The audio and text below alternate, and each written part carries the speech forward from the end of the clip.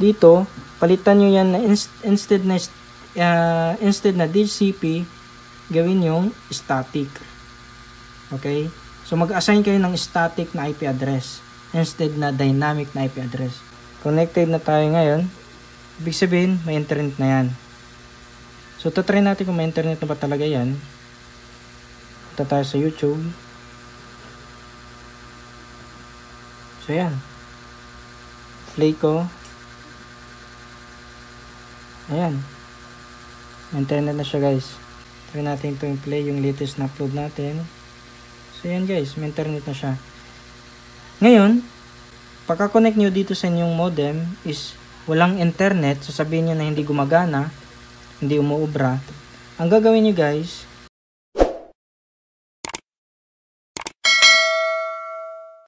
gagawin nating Wi-Fi extender ang ating Globe at Home na ZLT S10G. So meron ako ditong Globe at Home na modem, ZLT S10G siya, na hindi ko pa na-change yung firmware. Kumbaga original Globe at Home firmware pa yung nandito. So paano gawing extender yung mga ganitong brand new na mga Globe at Home? So bago tayo magsimula, guys, mas maganda na i-reset natin yung ating modem. Kung paano i-reset, meron ditong maliit na button. So i-press lang natin to ng 3 seconds na pag-press. Dapat naka-hold siya for 3 seconds. Okay? So during sa pag-reset, kailangan may power. So lalagyan natin to ng power. Ayan. Tapos, i-reset natin siya for 3 seconds. Okay. 1, 2, 3.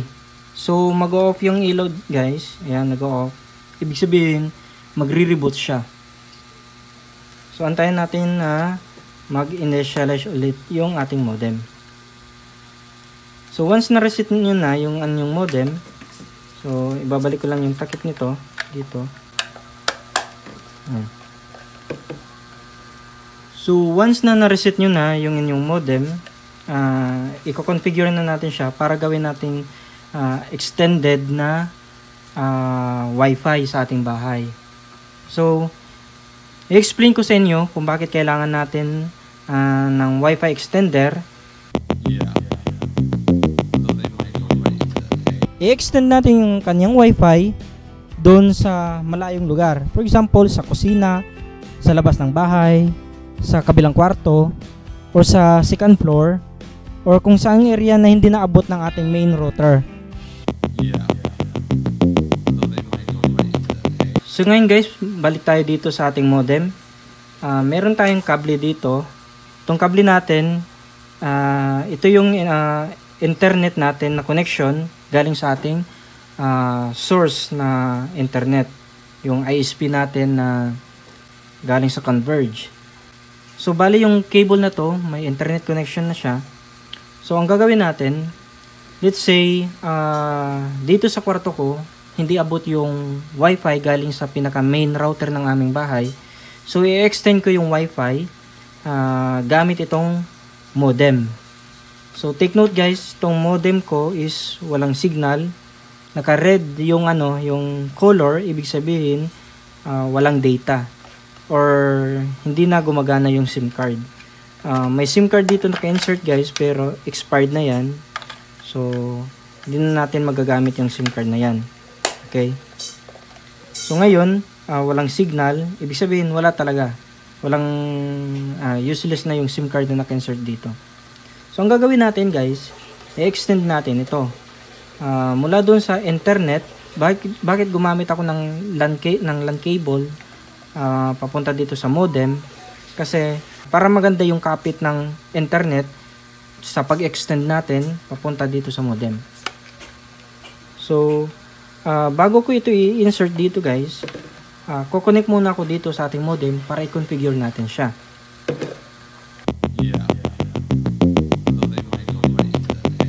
kung may cellphone kayo na extra sa inyong bahay, i-open nyo yung inyong browser. Yung browser, ito yung ginagamit natin sa pag-browse doon sa internet. So, gagamitin ko lang yung default browser ng aking Android Samsung na phone. So, itong internet na browser. So, ayan. Ngayon, ita-type lang natin dito.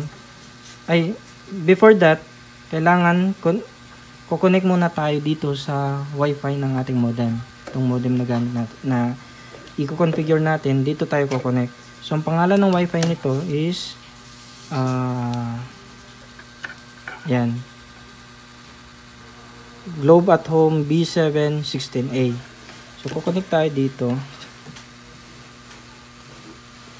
Yan, B716A dito. Connect. Yan.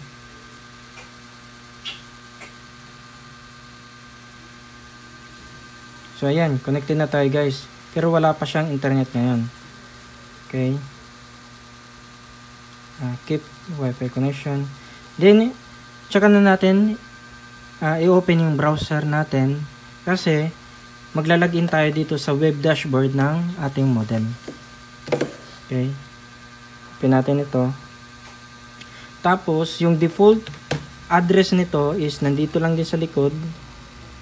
Dito pala.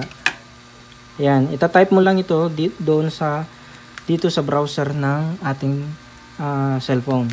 Yung 192.168.254.254. Yan yung default address or IP address ng modem. So, type natin dito 192.168.254.254. Ayan. So, ito yung makikita nyo sa inyong modem. Ayan. Okay. So, ngayon guys, maglalagin tayo. I-zoom in at zoom out nyo lang para mas madali nyong mapindot yung mga button. So, maglalagin tayo guys. Ito, login. Click natin yan. Then, input natin yung ating username at password. So, yung default username at password nito, since nireset na natin yung ating modem kanina, so babalik ito sa default username at default password.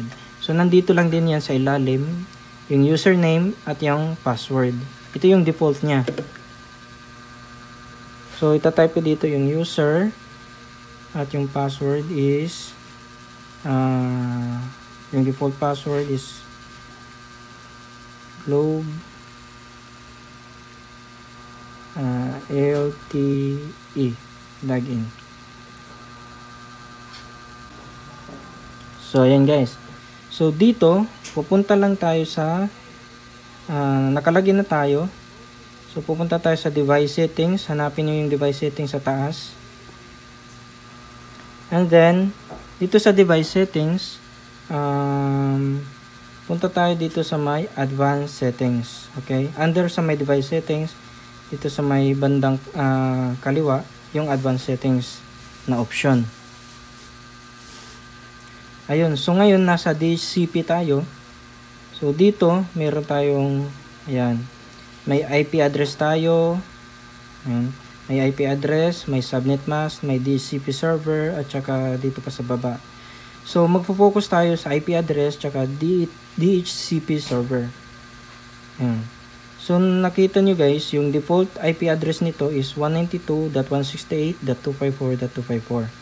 Papalitan natin yan guys. Number one na iti-take note din natin o aalamin natin kung ano yung gateway IP address ng ating main modem sa bahay. Na kung saan yun yung source ng ating Wi-Fi. Yung router na yon, yung pinaka-source ng Wi-Fi natin, alamin natin kung ano yung IP gateway.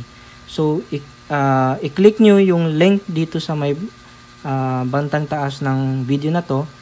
Yung link na yan, panoorin nyo kung paano malaman yung gateway IP address ng main router. Okay?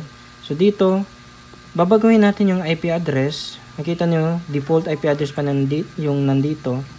So, dahil yung main gateway IP address ng Wi-Fi namin dito sa bahay is 192.168.100.1.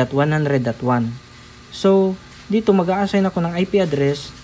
Yung IP address na i-assign ko dito is yung IP address na hindi pa registered sa main modem or main router ng dito sa bahay namin.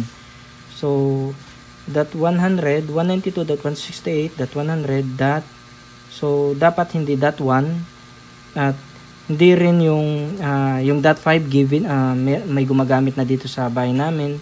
Yung .10 meron na rin, .13 meron na rin. So para safe, gagawin ko na lang .20 192.168.100.20. So sure ako na yung IP address na to ay hindi pa ginagamit ng kahit anong device dito sa bahay.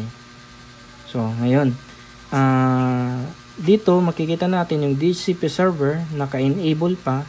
So i-disable natin yan. Kasi yung DHCP server natin dapat is manggagaling sa pinaka main router natin. Ito kasi gagawin lang natin tong extender. So dapat naka-disable yung DHCP server niya. So ayan.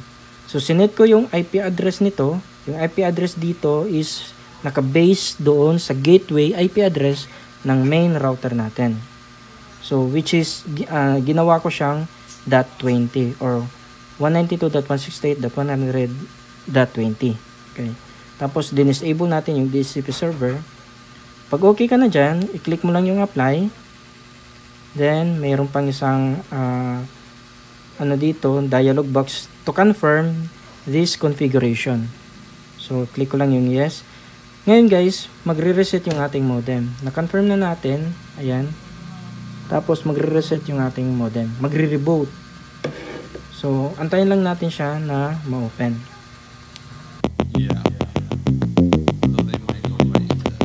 So, ngayon guys, naka-restart na yung ating modem. Meron na itong 192.168.100.20 na IP address. Pero hindi pa siya connected doon sa main router natin.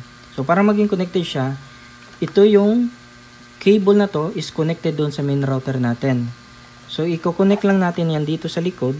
Ang tawag sa cable na to guys, LAN cable. So, kung wala kayong ganito sa bahay nyo, makakabili naman kayo nito sa Lazada or Shopee. I-check nyo na lang sa description yung link para makabili nito sa Lazada or Shopee. At ito din, kung gusto nyo makabili din ng ganitong klaseng modem, nasa description na din yung link. Ngayon, ilalagay ko dito sa likod. Ayan. Ayan, naka-insert na siya. Umiilaw na rin. May response na. And then, ngayon, i-check natin kung connected na siya sa main router natin.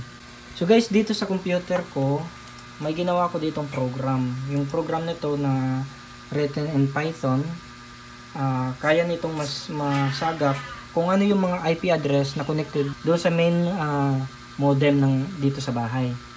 So, mapapansin nyo, kung mag-IP config ako, connected ako sa ito yung main gateway ng IP address, yung default gateway IP address ng main router or main modem dito sa bahay. So 192.168.100.1. So yung laptop ko is .12. Okay? So ito naman, yung modem natin is .20. So titingnan natin kung connected na siya sa main modem natin dito sa bahay. So i-run ko lang yung program ko. I-run ko siya. Ayan. So dito natin makikita na kasama na siya or connected na siya sa ating main router.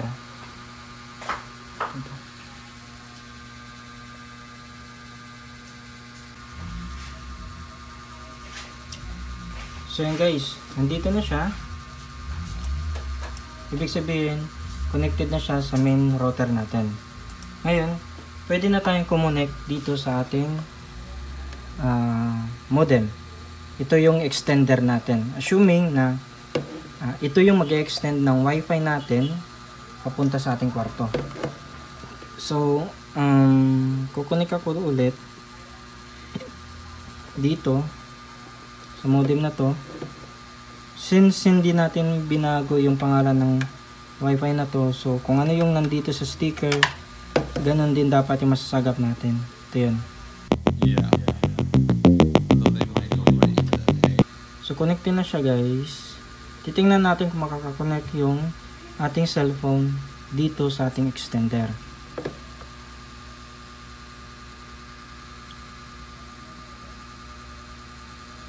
Dito natin. So yan guys, hindi siya ngayon nakaka-connect. Supposed to be is yung method na ginawa natin ay hindi umuubra dito sa default firmware ng Globe at Home. So meron akong isang video na ginawa, makikita nyo sa link dito sa taas, may lalabas na link dyan. Yung video na yan yung ginawa ko sa last tutorial kung saan ganito din yung setup na ginawa ko, pero hindi na default yung firmware nun. Kumbaga, binago ko na yung firmware. So, kaya yung strategy na yun, gumagana yun, pero dito sa default or brand new na modem ng Globe at Home na ZLT Stingy ay hindi gumagana. So guys, kanina nag-trial and error ako kung paano ko ito mapapagana, kasi hindi nga gumagana yung previous natin na strategy na i-configure natin yung IP address nito at i-disable yung DHCP server.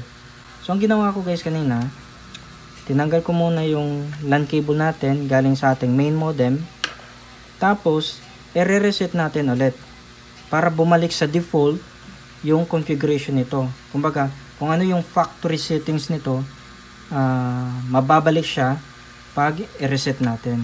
So i-reset ko lang dito ulit. 1, 2, 3. Yan. So nagre-reset siya ngayon guys. So aantayin natin. Ito guys, dapat nakatanggal muna to. Then antayin natin na mag-on. And once nag-on na siya, tsaka na natin to i-insert. Take note guys, wala itong internet yung SIM card. Naka-red yung data indicator, tapos walang signal. Ibig sabihin, wala talagang internet galing dito sa SIM card. So pwede ko nang tanggalin yung SIM card na yan. Yung SIM card dito pwede ko nang tanggalin. Pero hindi ko lang tinanggal kasi wala lang, dyan lang siya. Ngayon, connected na yung ating modem doon. Actually guys, repeater na siya. Wala tayo ditong gagalawin. Ganyan lang siya. Ngayon, tatry natin kung makakapag-internet na ba tayo. So take note guys, naka-reset na siya. Tapos wala tayong ginalaw dito, wala tayong binago. Kumbaga, in-insert lang natin diretso yung LAN cable galing sa ating main modem. And then, dapat may internet na ito ngayon. So, tatry natin ngayon guys mag-connect dyan. And, so, yung pangalan ng Wi-Fi natin, ito yung Globe at Home B716A. Ayan. Tapos, ayan, kukonect tayo. Then, nag-ask siya ng password. Ang password nito, actually, kinapi-paste ko na to kanina. So, yan yung password ng modem na to. Then, i-connect ko lang. So, connecting siya dito sa modem na to. The same dito sa label. Yan. So, yan guys. Connected na siya guys. Okay. Connected na tayo ngayon. Ibig sabihin, may internet na yan. So, tatry natin kung may internet na ba talaga yan. Punta tayo sa YouTube. So, yan. Play ko. Ayan. May internet na siya, guys. Tatry kong i-play yung isa nating video. Ito lang ako dito sa G-Code TV. And, ayan. Try natin ito i-play yung latest na upload natin. So, ayan guys. May internet na siya. Ngayon, may iba posible na pagka-connect nyo dito sa inyong modem is walang internet, sasabihin nyo na hindi gumagana, hindi umuubra. Ang gagawin nyo guys, try ko ulit ito i-forget. Try ko itong i-forget. Ayan, nag-forget ako. Tapos, try ko ulit dito mag-connect. Tapos, same password.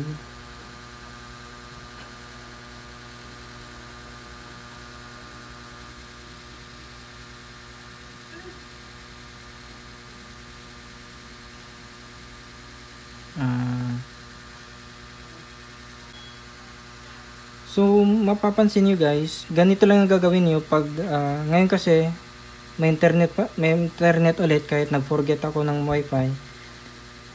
May mga instances na kung saan pagka-connect mo, walang internet pero connected ka na dito sa modem mo na may internet LAN cable na naka-insert sa likod.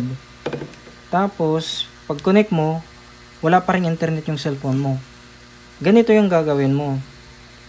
Punta ka dito sa, for example, itong Samsung na Android phone ko. Punta ka lang dito sa wifi mo.